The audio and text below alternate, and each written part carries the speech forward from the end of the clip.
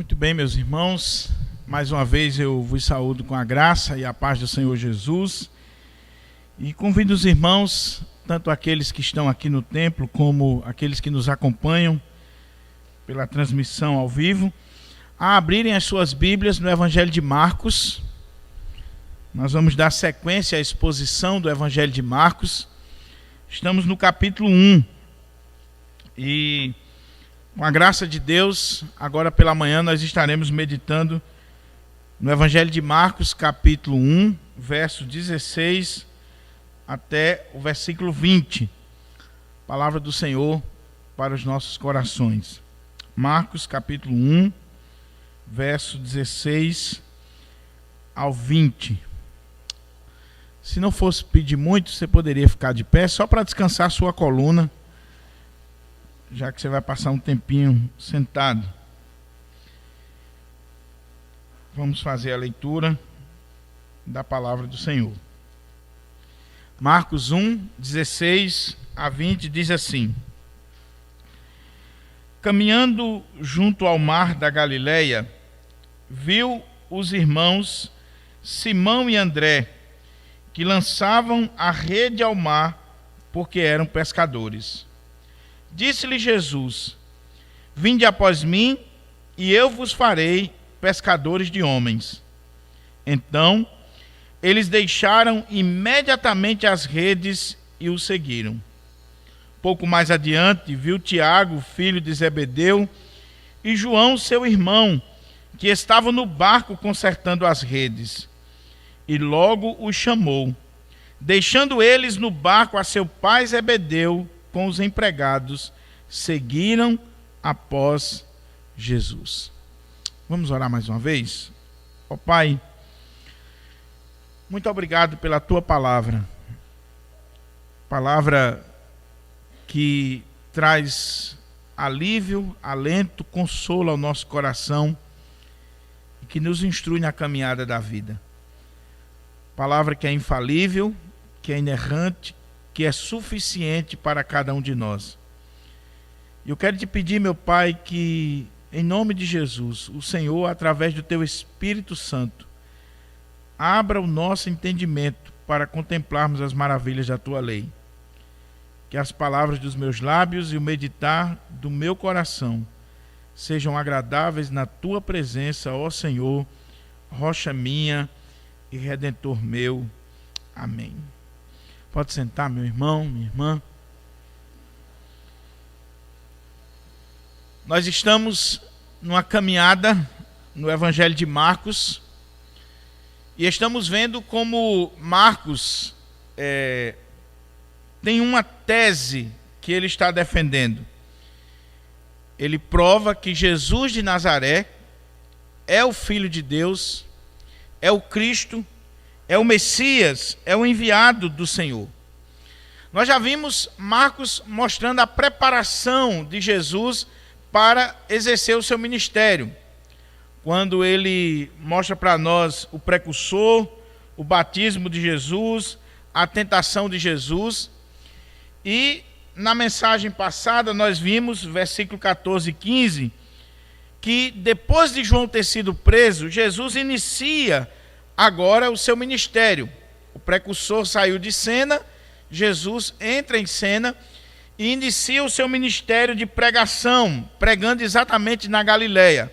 Ele escolhe a Galileia como ponto de partida do seu ministério.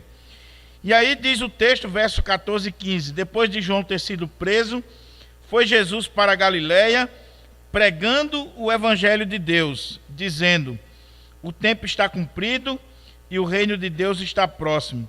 Arrependei-vos e crede no evangelho. Nós vemos aqui Jesus iniciando o seu ministério de pregação, a obra para a qual ele veio enviado pelo Pai. Ele inicia como um pregador, ele é um pregador, um proclamador das boas novas. Mas é interessante que Marcos, ele vai continuar falando sobre o ministério de Jesus, sobre a vida de Jesus, e ele vai chamar a atenção agora, não para algum milagre de Jesus na Galileia, não para alguma obra extraordinária de Jesus lá no contexto da Galileia. Ele não vai trazer para nós detalhes sobre a Galileia. Ele vai chamar a nossa atenção para o chamado dos primeiros discípulos do Senhor Jesus. E por que ele faz isso? Porque ele vai mostrar para nós que Jesus, que é rei, esse é o tema do Evangelho de Marcos, um dos temas, ele está estabelecendo o seu reino. E aí aqui ele vai chamar os seus primeiros súditos, os primeiros seguidores, aqueles primeiros que estarão junto com ele, levando esse reino adiante. E o que nos chama a atenção, meus irmãos, é que Marcos não está aqui simplesmente contando histórias. Eu já falei isso para vocês. A ideia de Marcos aqui, quando ele coloca esses eventos, não é simplesmente chamar a atenção para esses eventos em si, mas mostrar o quanto esses eventos, esses acontecimentos daquela época, provam que Jesus é o Messias, é o Rei. A ênfase aqui não é a história dos discípulos, a ênfase aqui é a autoridade de Jesus. O que Marcos está mostrando aqui, por A mais B, e a partir de agora ele vai trabalhar isso de diversas formas, é que Jesus, como Messias, o enviado de Deus, ele tem todo o poder e toda a autoridade. E ele vai começar mostrando a autoridade de Jesus no chamado soberano dos primeiros discípulos. Jesus vai dar uma palavra, Jesus vai chamar estes homens, e estes homens, imediatamente, eles vão obedecer e vão seguir o Senhor. Então, esse é um ponto que eu queria chamar a sua atenção. Nunca leia os evangelhos achando que você está simplesmente diante de histórias isoladas ou de relatos que devem simplesmente preencher a nossa curiosidade. Não. Esses relatos estão aqui, muitas vezes não numa ordem cronológica, mas numa ordem teológica, para provar que Jesus é o Messias, que Jesus é o enviado de Deus. Então, com a sua Bíblia aberta, nós vamos lendo o texto, e à medida que a gente for lendo, a gente vai expondo e trazendo algumas aplicações para a nossa vida. Olha como é que diz o texto. Caminhando junto ao mar da Galileia, viu os irmãos Simão e André, que lançavam a rede ao mar, porque eram pescadores.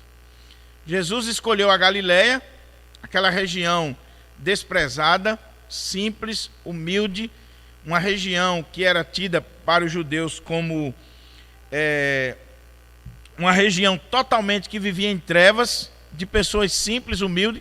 Jesus escolhe exatamente esse local para ser o ponto de partida do seu ministério. E um dia Jesus está caminhando junto ao mar da Galileia.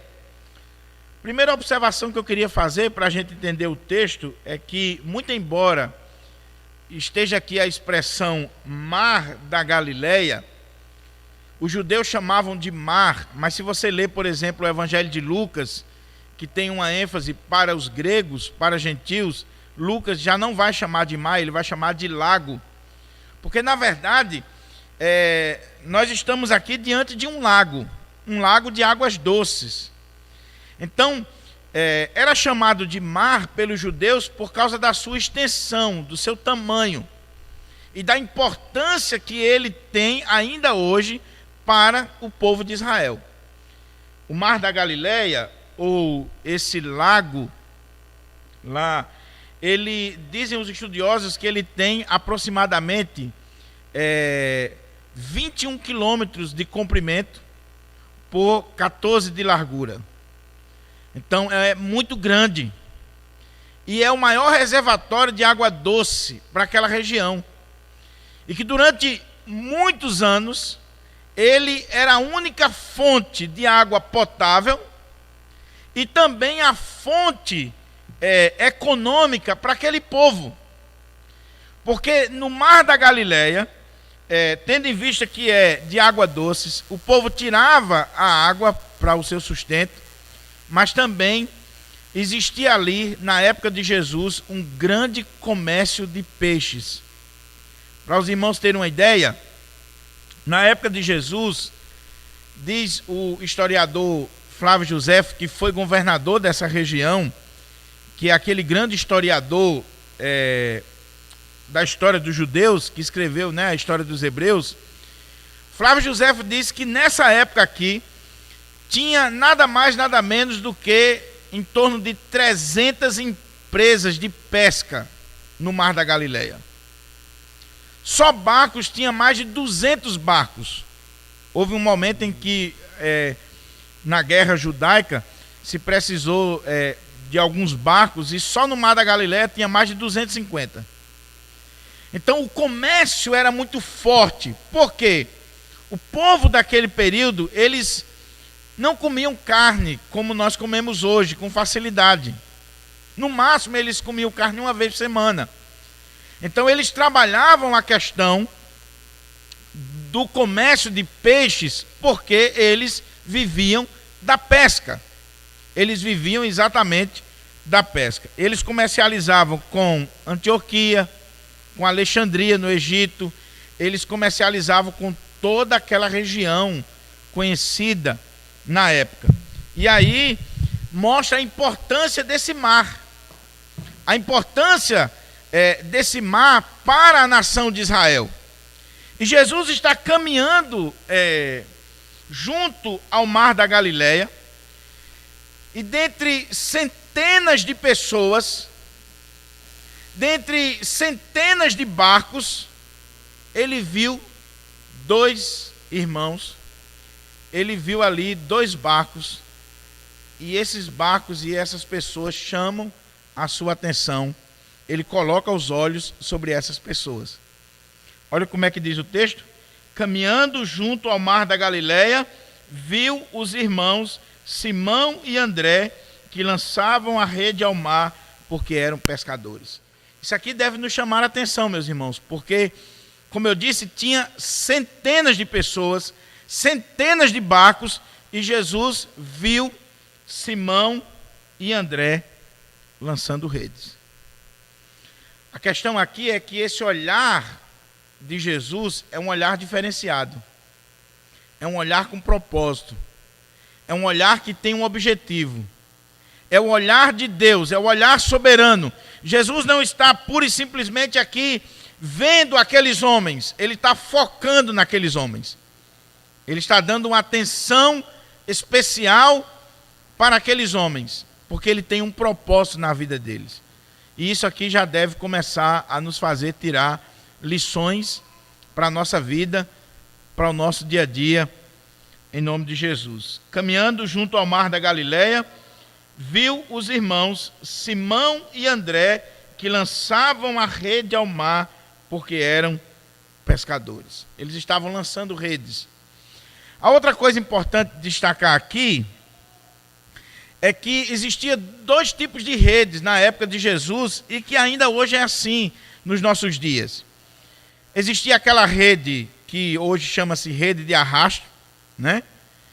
Que fazia a varredura, que hoje é inclusive proibida em alguns momentos esse tipo de rede.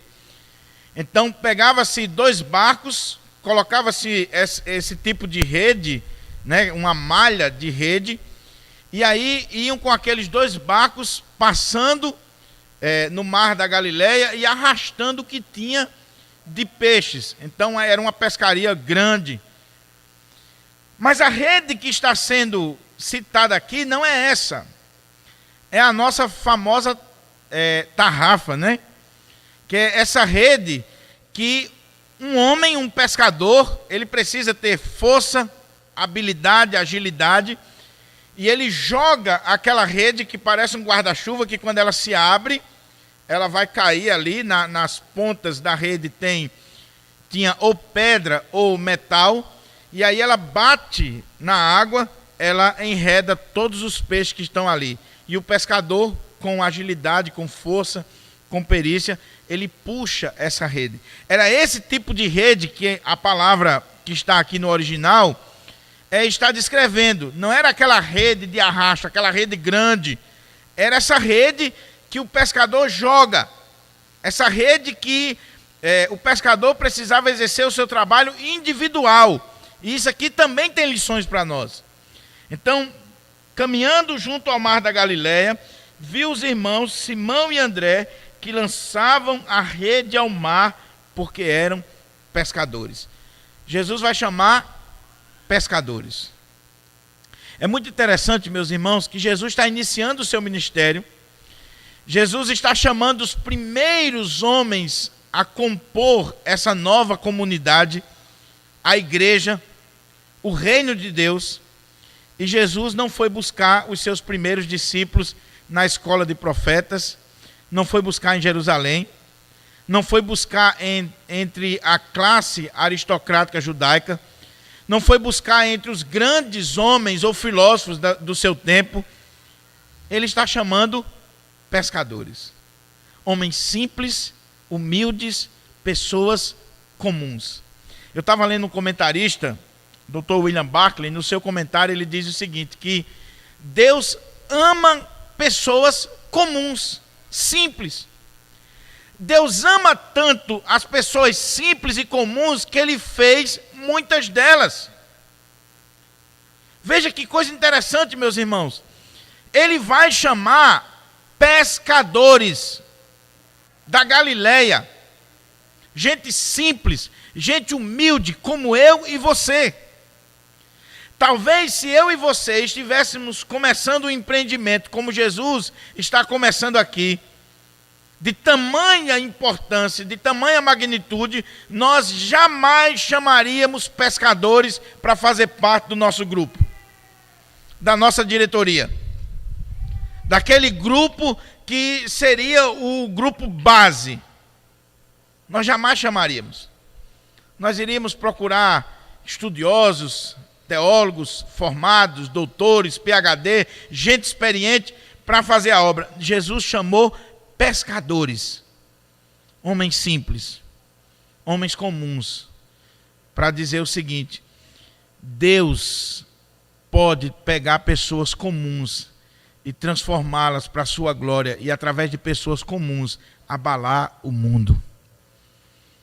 Isso é um alento para mim e você. Significa dizer que Deus pode usar a mim e você, que Deus pode usar a cada um de nós na sua obra. Diz o texto o seguinte: disse-lhe Jesus: vinde após mim e eu vos farei pescadores de homens. Então eles deixaram imediatamente as redes e o seguiram. Você prestou atenção aqui que o sujeito dessa narrativa é Cristo? Que a ênfase de toda essa narrativa está na pessoa de Cristo? Jesus é a figura principal. Olha como é que o texto coloca. É Jesus quem está caminhando junto ao mar da Galileia. Foi Jesus quem viu os irmãos Simão e André lançando as redes. É Jesus quem vai falar com eles, que vai dar uma ordem para eles. E é o Senhor Jesus quem está dizendo que vai, a partir do chamado na vida deles, vai treiná-los e enviá-los para serem pescadores de homens.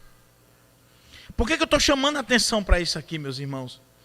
Porque o propósito de Marcos, como eu disse na introdução, em começar o seu evangelho mostrando Jesus convocando homens para fazer parte do seu reino, o propósito de Marcos aqui e no restante do livro é mostrar a autoridade de Jesus. É um rei que está falando. É o soberano que está falando. Aqui está sendo demonstrado para nós a soberania de Deus na pessoa de Cristo. Você não acha estranho, não, alguém chegar à beira do mar da Galileia, trabalhadores estão ali, pescadores, lançando rede, e aí chega alguém junto ao mar, na beira do mar, e diz assim: vinde após mim, e eu vos farei pescadores de homens.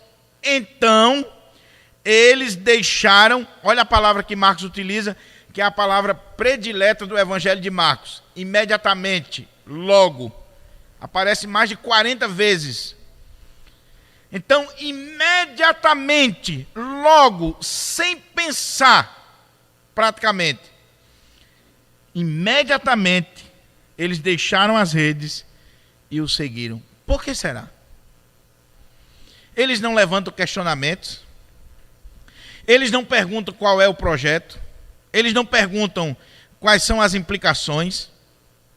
Simplesmente, aquele homem está caminhando junto ao mar da Galileia, olha para aqueles dois e diz: venham, sigam-me.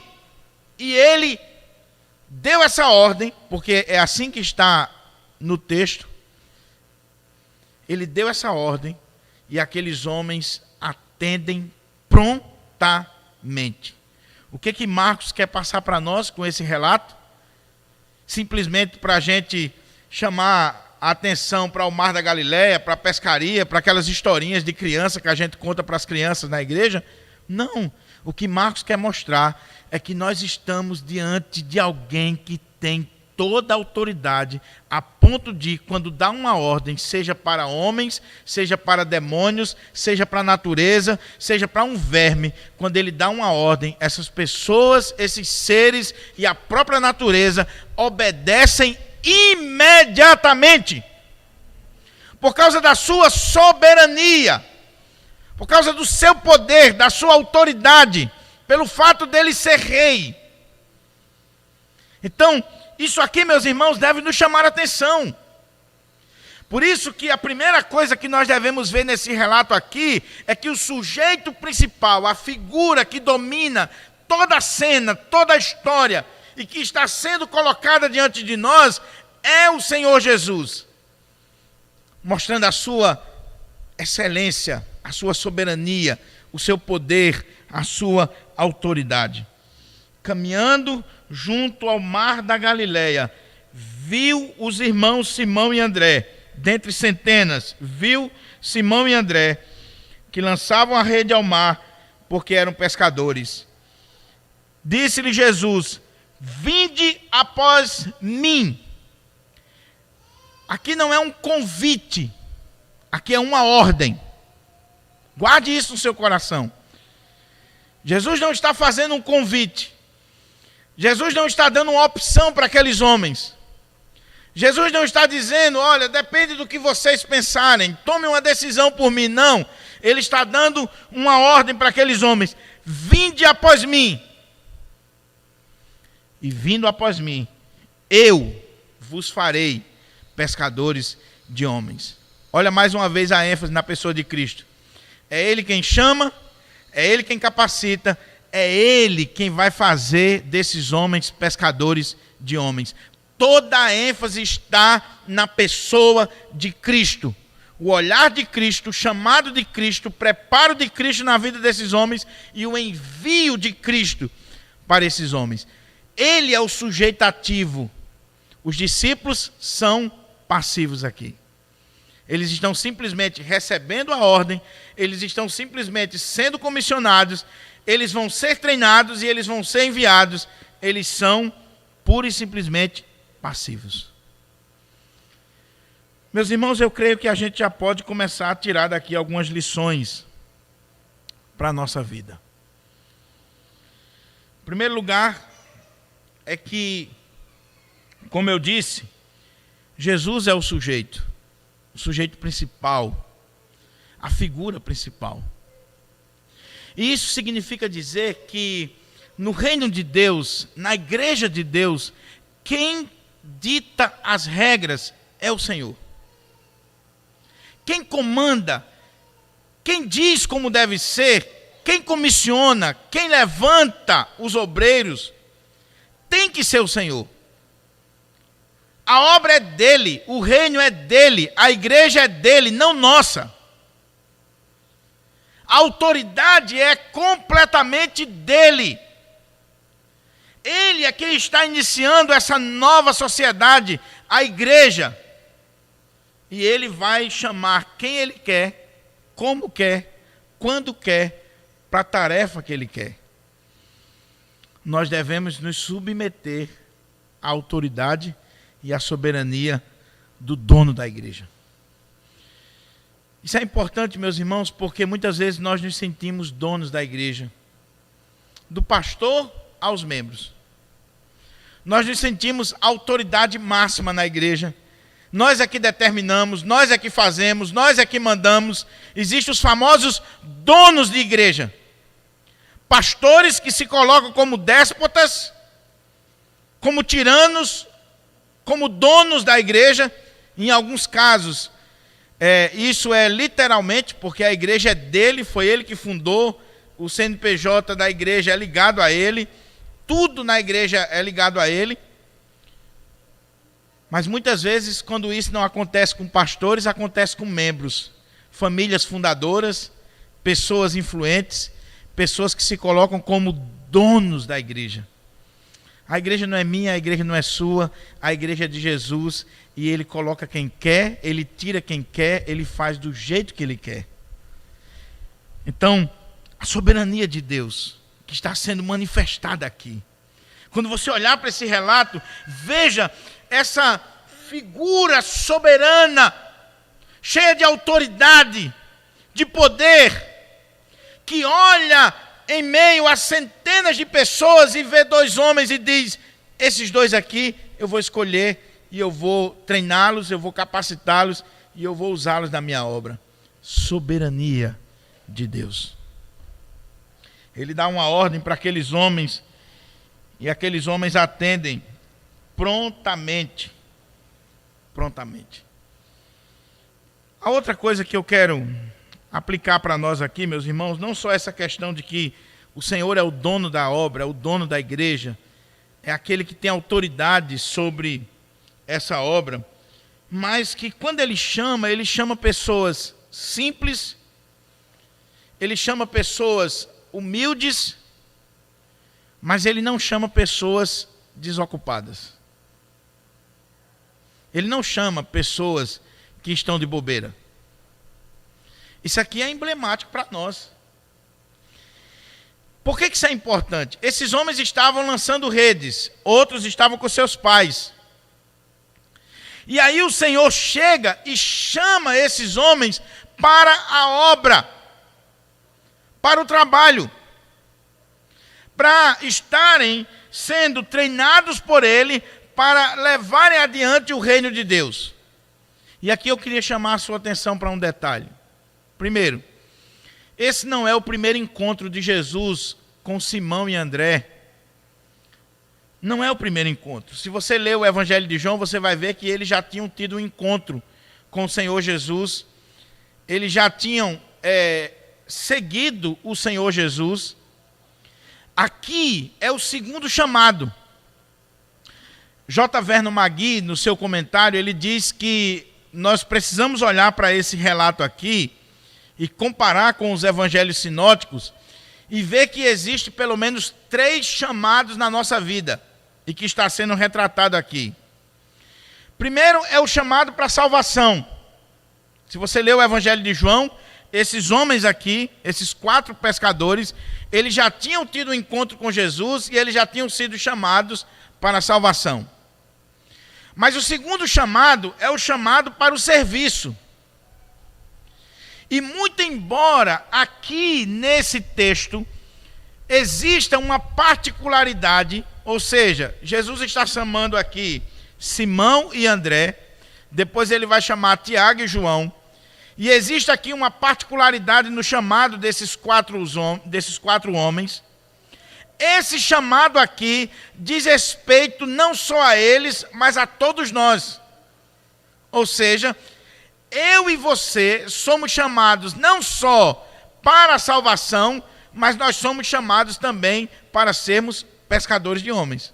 Assim como Pedro, assim como André, assim como Tiago, assim como João, nós somos também comissionados hoje para sermos pescadores de homens. Por que eu estou dizendo isso? Porque quando nós chegarmos no capítulo 3, nós vamos ter o terceiro chamado, que é um chamado específico. Qual é o chamado?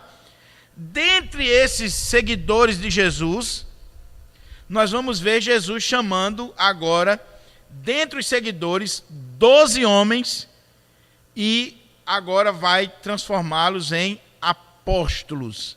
E esse ministério não tem mais. Esse chamado foi específico para aqueles 12. Então, está dando para os irmãos entender?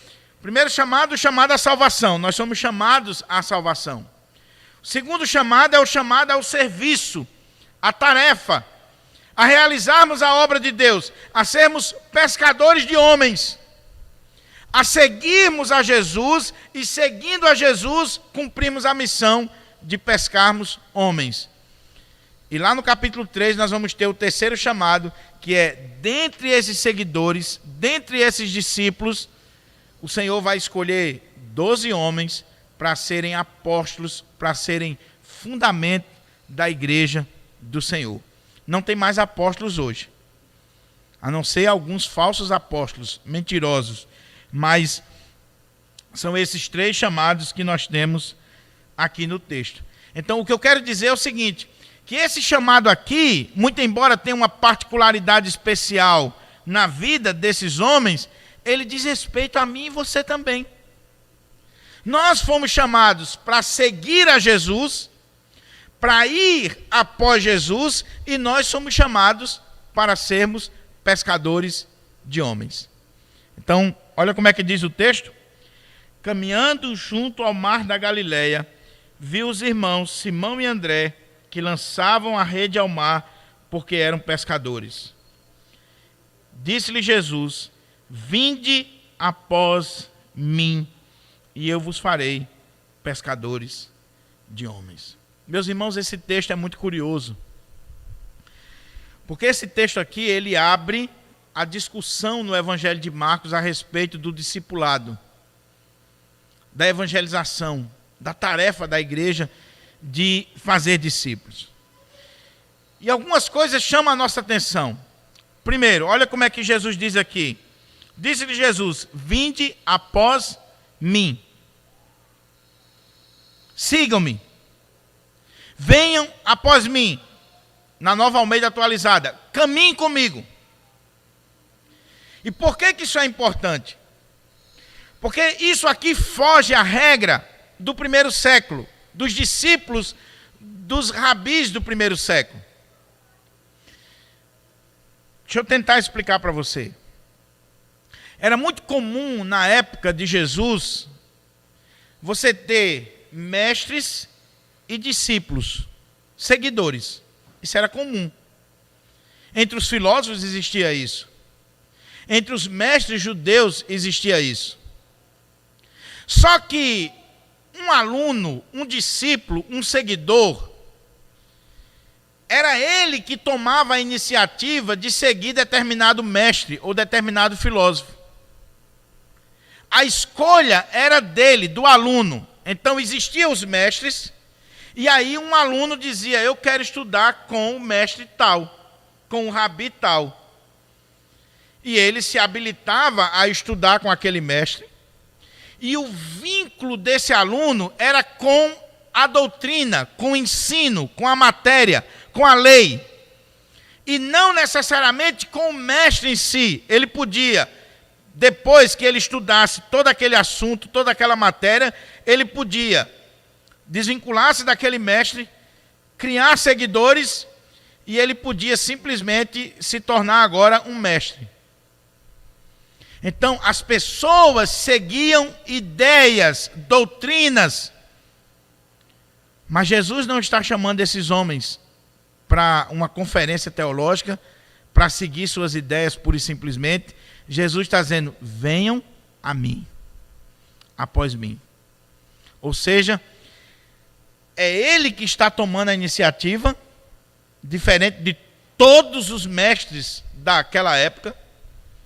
Não são os seguidores que estão vindo a ele, é ele que está indo e chamando imperativamente os seus seguidores. Dá para ver a diferença? É o Senhor, é o mestre que está andando junto ao mar da Galileia, que está caminhando, que depois vai passar na frente de uma coletoria e vai chamar mais um. É ele que está tomando a iniciativa. É ele que está chamando, é ele que está convocando. Não são esses homens, não são os alunos que estão tomando a iniciativa, é ele que está tomando. E dizendo o seguinte: venham após mim.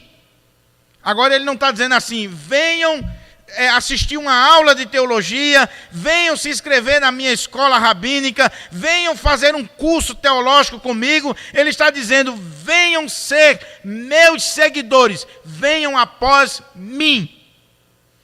Cristianismo não é um conjunto de doutrinas, cristianismo é uma pessoa, é seguir Jesus Cristo, é ser discípulo de Jesus Cristo. Se nós não entendemos isso aqui, meus irmãos, nós não entendemos o Evangelho. Ser cristão, ser discípulo do Senhor Jesus, ser um seguidor do Senhor Jesus, não é você seguir um código de leis, de doutrinas. É você ter uma aliança, um compromisso com uma pessoa, com o Senhor Jesus. Você vai aprender dele, não só um código de ética, não só uma doutrina, mas você vai andar com ele, comer com ele, você vai viver com ele para o resto da sua vida. Você nunca vai estar formado nessa escola aqui. Você sempre vai estar caminhando com o Senhor Jesus. Por que isso é importante, meus irmãos? Porque tem muita gente que se engana, achando que o cristianismo é você abraçar um modelo teológico, uma linha teológica, ou um viés teológico. Não, querido. O verdadeiro cristianismo, o verdadeiro discipulado, é você ter um encontro com Jesus e você, a partir daquele dia, você passar a ser um seguidor do Senhor Jesus. Detalhe, não é você que escolhe. Tenho essa boa notícia para lhe dizer, não é você que escolhe. É o Senhor quem escolhe aqueles que vão segui-lo, que vão estar com ele. Sabe por quê? Porque se a escolha dependesse de nós, nós somos fracos demais. Nós abrimos mão demais. Aqui mesmo, se você comparar o relato de João com esse aqui, o que aconteceu? No primeiro momento, André chegou para Simão e disse, olha, nós achamos o Messias, que quer dizer o Cristo. De onde ele? De Nazaré vem alguma coisa boa? Vem ver, vem olhar. E eles encontram Jesus, e tem um encontro com Jesus, e aí o que acontece? Passou uns dias, eles voltam para o mar da Galileia para pescar de novo.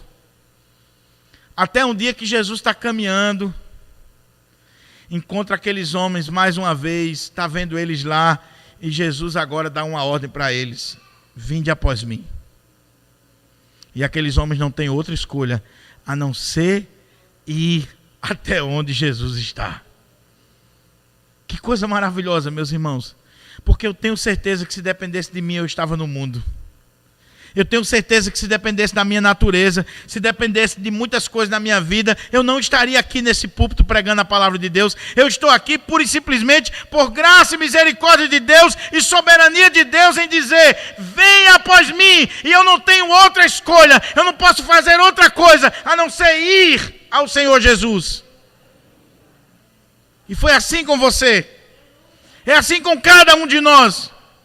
Esse chamado soberano, imperativo do rei, cujos seguidores é escolhido por ele mesmo.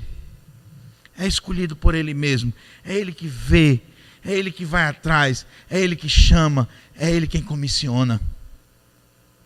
Venham a mim. Relacionamento com Jesus. Oh, meu amado irmão, não adianta nada você ser presbiteriano, batista, assembleano, calvinista, arminiano, seja lá o que for, se você não tem um relacionamento com Cristo. Você tem que ser crente, você tem que ser cristão, você tem que ser discípulo de Jesus.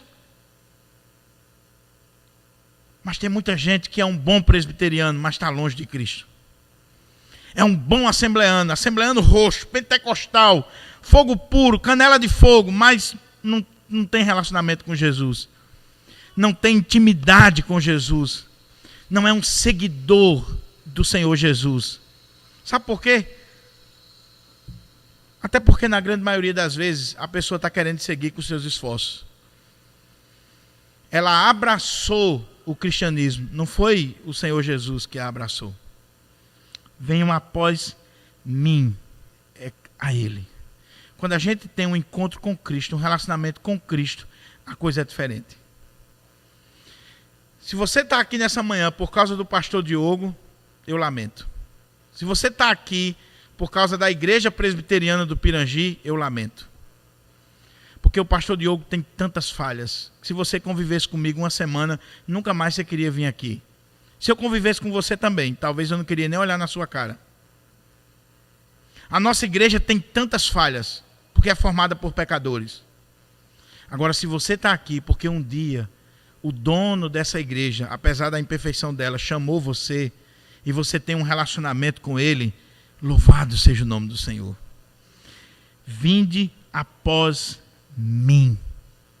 É Ele quem chama. Mas como eu disse, Ele não nos chamou para um curso, para uma aula, para discussões teológicas. Ele nos chamou para um relacionamento com Ele. E Ele nos chamou com uma tarefa. Vinde após mim e eu vos farei pescadores de homens. Venham após mim. Vocês vão ter um relacionamento profundo comigo. E eu tenho uma tarefa para vocês. Vocês estão acostumados a pescar aí os peixes. Mas eu quero usar vocês numa pescaria diferente. Eu quero que vocês pesquem homens. Eu vou fazer. Não é imediato. E isso aqui é importante para nós. São tantas implicações desse texto que daria para a gente passar uns 3 domingos. Mas tem gente que quer chegar na igreja hoje e amanhã já quer estar exercendo liderança. Não foi assim nem com os discípulos. Eles foram chamados, passaram 3 anos com o Senhor fazendo um curso prático. Não era sentar numa cadeira, não.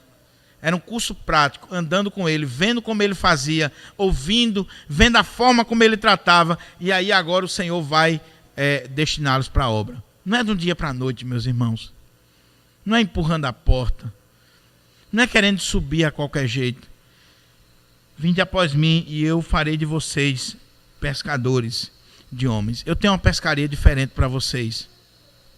E diz o texto, então eles deixaram imediatamente as redes e o seguiram.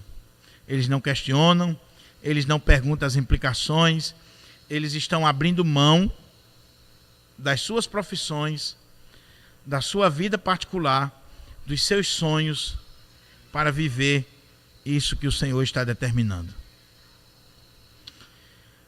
Eu não sei se você já parou para pensar nas implicações disso aqui na sua vida. Quando o Senhor te chamou, você parou para pensar na implicação do discipulado? De que agora não é mais você que domina a sua vida, não são mais os seus sonhos, os seus objetivos, os seus ideais que contam, os seus planos particulares, mas que você, quando você é chamado ao discipulado do Senhor Jesus, você tem que estar disposto a abrir mão, até mesmo do seu pai, como vai acontecer aqui na frente, laços familiares, profissão, dinheiro. Está achando que eles ganhavam pouco? A gente tem uma ideia, né? Pescadores da Galileia. Lembre-se, o comércio de peixes aqui era florescente, era algo estrondoso naquela época. Eles tinham barcos, empresas de pesca. Eles exportavam peixe. Mas eles deixaram a rede, que hoje, se uma rede não é barata, daqui é Edmundo, que é pescador, sabe? Vai comprar uma tarrafa hoje, uma tarrafa boa. A tarrafa aqui, na época de Jesus, era em torno de 6 metros. Quanto seria hoje uma tarrafa de 6 metros? Então, R$800 hoje. Imagina aqui. Então, eles estão abrindo mão do seu trabalho, dos seus sonhos, dos seus ideais, da sua própria família, por causa do Senhor Jesus, do chamado dele. O que me entristece profundamente nos nossos dias, meus irmãos, é que as pessoas querem ser crentes, querem se dizer discípulos do Senhor Jesus, mas não querem abrir mão de nada nos dias atuais. Quer continuar do mesmo jeito. Quer continuar vivendo a mesma vida. Quer continuar exercendo as mesmas funções. Veja, meus irmãos, aqui a profissão deles era legítima. Eles não estavam pecando, eles não estavam errados. Mas o chamado muitas vezes implica em deixarmos até coisas legítimas para seguirmos a Jesus. Imagine coisas que são ilegítimas. Mas hoje as pessoas não querem deixar nem aquilo que é ilegítimo, quanto mais aquilo que é correto, que é legítimo, por amor ao chamado, ao discipulado. Pessoas que chegam na igreja e dizem: olha, pastor, eu quero ser crente aqui da igreja, mas vou logo dizendo, eu moro com uma pessoa e eu não posso casar, porque se eu casar eu perco a pensão, então a igreja ou concorda ou então não fica aqui. Olha, pastor, eu sou crente, mas eu tenho comércio e eu vendo isso, vendo aquilo e eu não posso abrir mão, porque como é que eu vou sustentar a minha família? Olha, pastor, eu quero ser crente, mas eu sou um profissional de determinada área. Eu sei, a pessoa sabe que é errado. Eu sei que é errado, mas assim, é de onde eu tiro meu sustento. Quando o chamado é verdadeiro, meus irmãos, a pessoa abre mão de tudo. É como o profeta lá, que queimou os carros de boi, que matou todos os bois, fez um churrasco, abriu mão de tudo aquilo ali e foi seguir a vida profética. Eu conheci um irmão na minha cidade, que no dia que ele ouviu a palavra de Deus, ele se converteu, ele tinha um bar. No mesmo dia ele chegou lá no bar dele, pegou todas as garrafas de cana e jogou no vaso sanitário. E esse irmão, ainda hoje, ele vive de uma lanchonetezinha. Ele abriu mão do passado. Talvez se fosse em algumas igrejas, o pastor ia dizer assim: não, espere mais um pouquinho. Continue com o seu barzinho vendendo cachaça, vendendo cigarro, vendendo isso, vendendo aquilo. Continue. Porque como diz um artista famoso aí, que, entre aspas, se converteu, mas posa para revistas masculinas, faz filme pornográfico, e aí diz: não, é a minha profissão, o que eu faço com o meu corpo não interessa. E inclusive eu falei com o pastor, e o pastor disse que não tem nada a ver. O discipulado verdadeiro significa dizer que você vai cortar da sua vida aquilo que muitas vezes é até legítimo, mas que não era o plano de Deus para você. Você está disposto a isso? Se o Senhor chegasse para você hoje e dissesse assim: larga teu emprego, larga tua parentela, larga tudo que você tem e vem me seguir, você faria isso? Ou você está agarrado lá e agarrado aqui? Venham após mim e eu farei de vocês pescadores de homens. Eles deixaram imediatamente. Eles não foram pensar, eles não foram avaliar, eles não foram calcular, imediatamente. E seguiram. Um pouco mais adiante, viu Tiago, filho de Zebedeu, e João, seu irmão, que estava no barco consertando as redes. Agora não era jogando rede, era consertando. Eles estavam no barco, talvez depois de uma pescaria longa, de um dia de serviço. Estavam ali consertando. E Jesus chega, vê aqueles homens e chama eles. E logo os chamou, deixando eles no barco, a seu pai, Zebedeu, com os empregados, seguiram após Jesus. Que chamado radical. Que coisa extraordinária. Não tem explicação humana. Esses filhos aqui trabalhavam com os pais. Esses homens aqui estavam junto com Zebedeu nessa empresa de pesca, que com certeza tinha lucro. Zebedeu precisava deles. E eles, como filhos, pelo jeito aqui, filhos bons, filhos que honravam seu pai porque trabalhava com ele. Esses filhos aqui, quando escutam a voz de Jesus chamando eles para segui-lo, deixam imediatamente. Deixa o pai lá no barco com os empregados. Talvez você diga assim: pastor, eles não foram irresponsáveis? Não, eles não foram irresponsáveis. Eles deixaram o pai lá no barco com os empregados e seguiram após Jesus. Dr. William Hendricks diz que isso não significa dizer que esses homens abandonaram Zebedeu, abandonaram seu pai, a sua família. Não. Mas o que significa dizer é que para eles aqui, muito mais importante do que o pai, do que o barco, do que a empresa familiar, era cumprir o chamado que o Senhor tinha na vida deles. Isso era muito mais importante. Então, seguiram após Jesus. Eu quero concluir essa reflexão levantando algumas coisas aqui. Algumas eu já coloquei e outras eu quero acrescentar para a gente concluir. Nós temos aqui 10 minutos. Primeiro, o chamado é soberano, como nós vimos. Ele está mostrando a soberania de Cristo, a autoridade de Cristo. Mas segundo, esse chamado é radical. É radical. Não existe para nós outra possibilidade a não ser devotar 100% da nossa vida a Cristo. Ou é 100% ou não é nada. Se você quer dar pedaço para Jesus, você está completamente equivocado. É 100%. Você tem que estar disposto a abrir mão de qualquer coisa, seja legítima, ilegítima, até mesmo laços familiares, por causa do chamado do Senhor. Ou seja, é um chamado radical. Em nada se parece com o que está acontecendo hoje no nosso país. Em nada se parece. Terceiro lugar, é um chamado para o serviço. O Senhor tem uma tarefa para nós. Ele nos chama eficazmente. Esse chamado é radical. Para muitos de nós, ele vai exigir exatamente isso aqui, deixar pai e mãe. Para muitos de nós, ele vai exigir, em casos específicos, abandonar até o posto de trabalho, como ele fez com esses homens e com Levi e com tantos outros. E aí o Senhor vai chegar para você e vai dizer: olha, eu quero você na minha obra, exclusivamente, de tempo integral.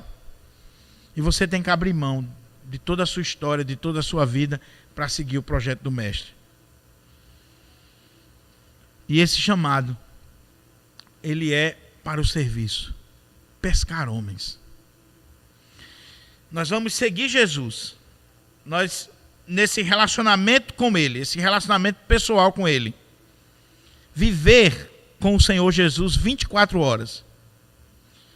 E aí, à medida que nós vamos tendo esse relacionamento com Jesus, Ele tem essa tarefa para nós de, uma vez que Ele nos pescou, porque Jesus está pescando esses homens, e pescando de forma eficaz. Jesus foi ao mar naquele dia pescar esses homens.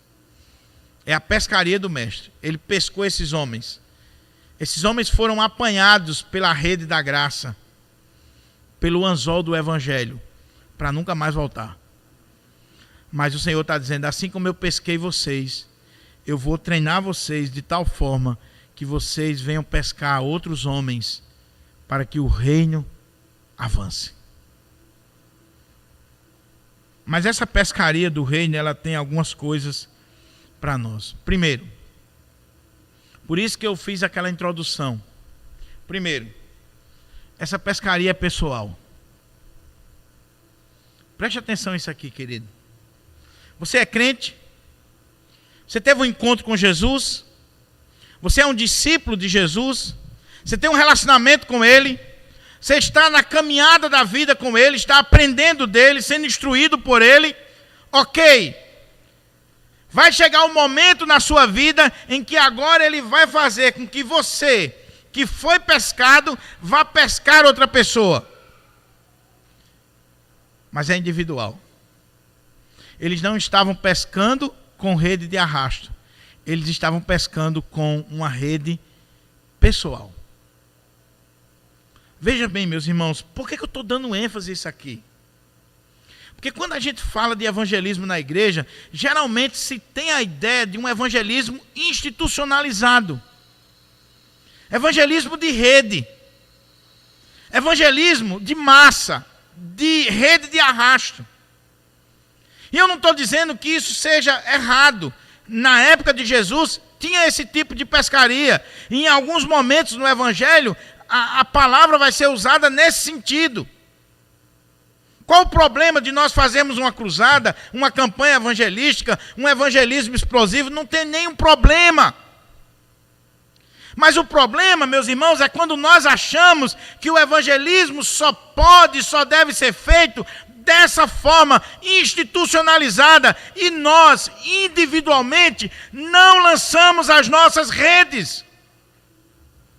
Quando você não faz discípulos na dinâmica da sua vida, no seu dia a dia, ele diz: eu farei de vocês pescadores de homens. E como eu disse, tem uma particularidade aqui, que ele está falando com esses 4 homens que vão ser apóstolos, mas essa tarefa aqui não é só para os apóstolos, essa tarefa é minha e sua. Então eu quero perguntar para você, você já teve um encontro com Jesus? Sim ou não? Só você pode responder. Você tem um relacionamento profundo com Jesus? De aprender dele, de seguir a ele, de caminhar com ele, de ser instruído por ele? Ok. A terceira coisa, você individualmente, quem é que você está pescando para o Senhor Jesus? Quando você olha aqui para a igreja, ou quando você olha para qualquer igreja, quem é a pessoa que foi pescada por você? Que foi ganha através da instrumentalidade da sua vida? Quem é? É duro pensar isso, né? Porque nós estamos acostumados a dizer assim: não, a igreja não evangeliza, a igreja não tem plano evangelístico, plano missionário, essa igreja aqui não faz nada para ganhar ninguém. Você é a igreja. O que você está fazendo? Quantos anos de crente você tem? Quantos anos de discipulado você tem ao lado de Jesus? E o que esse discipulado está rendendo na sua vida, a ponto de você ter sido treinado, instruído por ele para ganhar outras pessoas? Você tem a alegria de ter um filho na fé? Você tem a alegria de ter evangelizado alguém? De ter pescado alguém? A Associação Billy Graham, meus irmãos, fez uma pesquisa e chegou à conclusão que 95% dos crentes são estéreis, não dão fruto. Não pesca ninguém, nem uma piaba. E dizia o seguinte: se isso fosse um fenômeno biológico, a raça estaria em extinção. Meu amado irmão, você não pesca ninguém? Peça a Deus sabedoria. Peça a Deus disposição. Peça a Deus a graça de você ser um pescador de homens. Esse chamado é para você. Esse chamado é para mim. Esse chamado é para um missionário que foi para o seminário e que agora está no campo, mas esse chamado é para você lá na sua empresa, lá no seu trabalho, lá no seu condomínio, lá no ambiente da sua casa. É para você. É para mim e você. Para nós, eu gostei de uma frase do pastor Hernandes: essa pescaria aqui não é hobby. Essa pescaria aqui não é coisa de final de semana, não. Essa pescaria aqui não é para desencargo de consciência, nem para desopilar, como muitas vezes a gente pensa. Essa pescaria aqui não é algo que você faz no domingo à tarde ou no sábado, não. Jesus está dizendo aqui: vinde após mim e eu vos farei. E eu farei de vocês. A ideia aqui é constante: eu vos farei pescadores de homens. Evangelização é algo que deve ser feito no domingo, no sábado, na segunda, todos os dias. Todos os dias. Então eu queria que você saísse daqui nessa manhã perguntando isso. Primeiro, será que eu sou um discípulo de Jesus? fui chamado por Ele? Segundo, será que como discípulo de Jesus, eu estou cumprindo essa tarefa que Ele tem para nós, que é pescar homens? Será que eu estou cumprindo? Se você não está, meu irmão, há tempo para você cumprir essa tarefa. Há tempo ainda para você usar as suas redes sociais, para você usar os seus dons, os seus talentos, as suas redes, para pescar pessoas. Eu acho até interessante, né? Redes sociais. Você já pensou quantos peixes tem lá no seu Facebook, precisando só você lançar a rede? Quantos peixes tem lá? Mas ao invés de você lançar a rede do Evangelho, você fica o dia todinho colocando piada, vídeos que não tem nada a ver, discutindo besteira. Vamos lançar a rede do Evangelho para pescar pessoas. E a outra coisa, para a gente concluir aqui, é que a gente possa ter consciência que nada nem ninguém possa nos impedir de seguir o nosso Mestre. Nada. Corte todos os laços. Abra mão de tudo aquilo que venha impedir você de seguir a Jesus. É um namorado? É uma namorada? Porque tem alguns que é assim, né? Uma vez veio um bonitão aqui para a igreja com a namoradinha descrente. E foi exatamente no dia que eu preguei sobre isso. E aí disse, nunca mais eu vou na igreja do Pirangi, porque eu fui lá e o pastor pregou sobre crente que namora com descrente, que isso é pecado, e o cara veio com a namorada exatamente para cá. Não vou mais para a igreja. Ok. Sem nenhum problema. Agora eu não vou abrir mão da verdade por causa de quem quer que seja. Seja da igreja, seja de fora, seja rico, seja pobre, eu não vou abrir mão. Você que tem que abrir mão da sua vida pecaminosa. Você que tem que abrir mão daquilo que impede você de servir a Deus de forma correta. Você que tem que abrir mão. E tem que ser imediato. Tem que ser como esses homens aqui. Deixa as redes, deixa o pai, deixa tudo e segue o Senhor Jesus. Quando isso acontece, está mostrando que Ele de fato é o nosso Senhor. Que Ele de fato tem autoridade sobre nós. Que Ele sim é o nosso Rei. Agora, quando você não se submete, meu irmão, você está dizendo assim, Jesus pode ser rei para quem quer que seja, não para mim. Não para mim. Porque eu não abro mão da minha cachaçinha, eu não abro mão da namoradinha incrédula ou do namoradinho incrédulo, eu não abro mão de coisas que não agradam a Deus, porque eu sou o Senhor da minha vida, eu faço o que dá no meu nariz. Ok, pode fazer o que você quiser. Agora, não venha dizer que você é um seguidor de Cristo. Se você não abre mão nem das suas opiniões, eu estava vendo o pastor Franklin Ferreira, um post dele essa semana que eu achei interessante. Nesse caso que houve aqui no nosso país, da menina de 10 anos, que foi estuprada, um crime hediondo, o cara tem que ser punido com rigor, mas foi estuprada, ok. Não se falou tanto do estuprador, que deve ser punido. Mas a grande discussão era se poderia fazer o aborto ou não. E para nossa surpresa, cristãos defendendo aquele aborto. Defendendo o aborto. E aí Franklin Ferreira disse, olha, se você defende o aborto, se você defende coisas que vai de encontro à palavra de Deus, você pode dizer que é tudo, menos um seguidor de Jesus. Porque se você é seguidor de Jesus, não é a sua opinião que importa, a sua ideologia política. É o que Ele diz, é o que o Senhor quer. Eu me submeto a Ele. Ele é o Senhor e não eu. E a palavra dele é contra o aborto. A palavra dele vai de encontro a isso. Mesmo que a sua ideologia política, que o seu políticozinho de estimação, que a junta médica que você tanto admira, defenda a palavra de Deus. O Senhor da sua vida e da igreja diz que é pecado. Que só quem pode tirar a vida é Deus. E se você defende o contrário, diga que você é tudo, meu irmão, mas não diga que você é cristão, não. Não diga que você é cristão. Porque você não está fazendo como os discípulos do primeiro século. E nem você está agindo como Deus quer. Que Deus nos ajude. Que Deus nos faça sair daqui nessa manhã pensando sobre a nossa vida. Sobre o nosso caminhar com Jesus. Sobre o discipulado da nossa vida. Sobre a nossa caminhada com Ele. Soberano, radical, para o serviço, para a tarefa. Deus tem uma tarefa para você. Não há inúteis na casa do Pai. Nós somos todos especiais. Deus quer fazer de mim e você pescadores de homens.